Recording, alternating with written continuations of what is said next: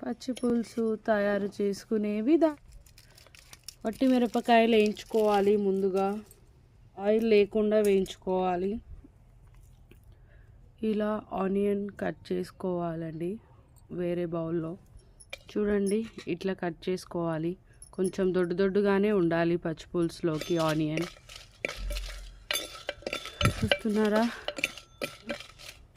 వట్టి మిరపకాయలు వేయించుకోవాలి గలగల. మంచిగా ఇట్లా ముట్టుకుంటే క్రిస్పీ కరకర అయ్యేటట్టుగా వేయించేసుకోవాలండి. చుక్క ఆయిల్ కూడా పోయకుండా అవి ఎట్లా ఆయిల్ అయిపోతున్నాయి. ఆయిల్ అది మేము కొంచెం డిఫరెంట్గా చేస్తున్నామండి పచ్చి పులుసు. మీరు కూడా ట్రై చేసి చూడండి. మేము వేసే ఇంగ్రీడియంట్స్ వేసుకొని బాగుంటుంది. ఫ్రెండ్స్ ఎట్లా ఎగిపోయిన తర్వాత ఇప్పటిదాకా మనం ఆనియన్ అయితే తీసి పెట్టుకున్నాం కదా, దాంట్లోకి వేసుకోవాలి. ఉల్లిపాయలు వట్టి మిరపకాయలు వేయించుకున్నవన్నీ దాంట్లోకి వేసుకొని మంచిగా కొంచెం అంత సాల్ట్ వేసుకొని పిసుక్కోవాలి. చూస్తున్నారు కదా, కొంచెం సాల్ట్ వేసుకోవాలి. వేసుకొని కరివేపాకు వేస్తుంది చూడండి. కరివేపాకు, కొత్తిమీర చూడండి, కొత్తిమీర వేస్తుంది. కొత్తిమీర, ధనియాల పిండి కొంచెం చిన్న స్పూన్, కొంచెం అంత కొబ్బరి తురుము, చాలా అంటే చాలా కొంచెం కొబ్బరి తురుము. చూడండి ఎట్లా మిక్స్ చేస్తుందో. కొంచెం వేడి ఉన్నప్పుడే కలుపుకోవాలి, ఎందుకంటే మళ్ళీ అవి చల్ల అయితే ఆ క్రిస్పీనెస్ పోతాయి దానికి. కాబట్టి కొంచెం గోరెచ్చగా ఉన్నప్పుడే అవి కలిపేసుకోవాలి. ఫ్రెండ్స్ ఎట్లా అయిందో చూడండి.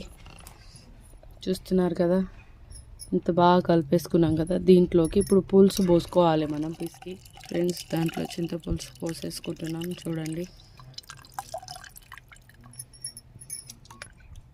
మళ్ళీ ఒకసారి కొంచెం పిసికి పోసుకోవాలి.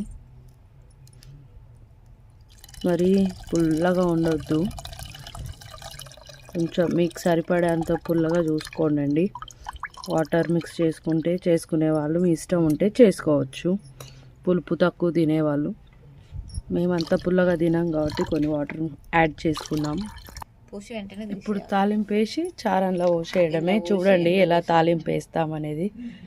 కొంచెం కుండ హీట్ ఎక్కాలి. ఇప్పటిదాకా మనం వేయించుకున్నదే మళ్ళీ పెట్టామండి, దాంట్లో ఆయిల్ గిట్లా ఏం లేదు కాబట్టి. చూడండి హీట్ అయిపోయింది కుండ. దాంట్లోకి 2 టేబుల్ స్పూన్ ఆయిల్ వేసుకోవాలండి, 1 స్పూన్. ఇప్పుడు జీలకర్ర వేగుతుంది కదండి, దాంట్లోకి ఆవాలు 1 స్పూన్.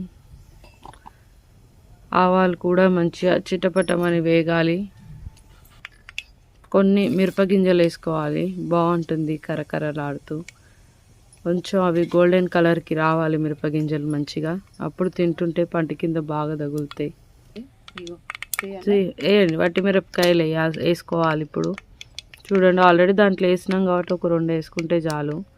మనం మంచిగా క్రిస్పీగా అయ్యేటట్టు వేసుకొని దాంట్లో పిసుక్కున్నాం ఆల్రెడీ. ఇప్పుడు 2 రెమ్మలంతా కరివేపాకు వేసుకుందాం.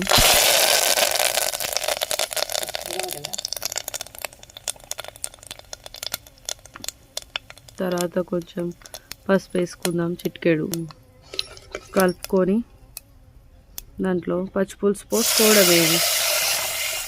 పోసుకొని దింపేయడమే. చాలా బాగుంటుంది, చేసి చూడండి. ఒక్కసారి ట్రై చేయండి. కామెంట్ బాక్స్లో కామెంట్ చేయండి టేస్ట్ ఎలాగుందని.